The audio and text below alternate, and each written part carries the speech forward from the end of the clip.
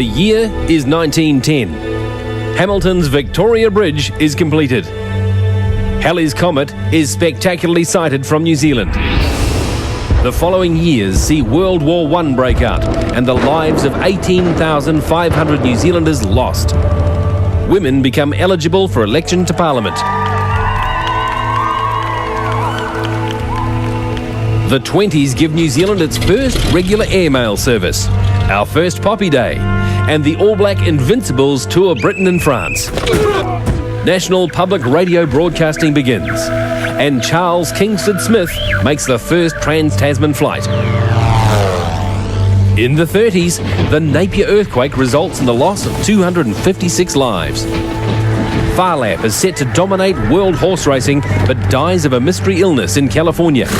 And Jean Batten completes her epic UK to New Zealand flight.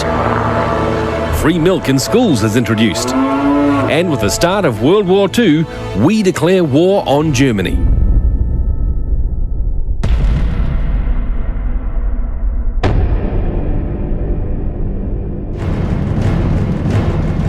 The 40s see jockey wife runs hit New Zealand shops, and food rationing is introduced. New Zealand citizenship is established, and Mount Ruapehu and Ngarahoe erupt.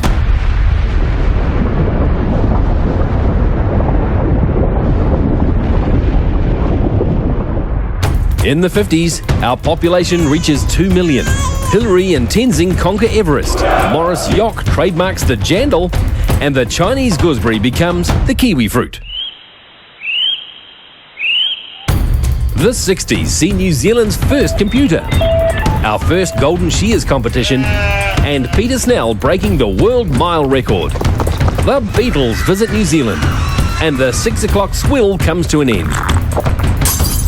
During the 70s, we dispatch a frigate in protest against French nuclear testing in the Pacific, and New Zealand Day becomes Waitangi Day.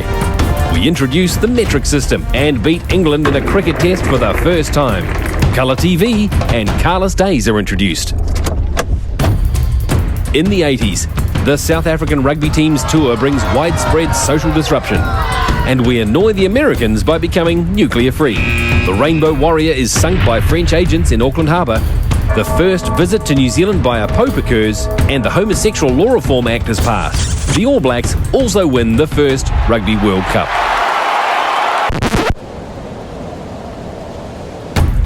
It's the 90s, and 1 and 2 cent coins are no longer legal tender, while telecom is sold for $4.25 billion.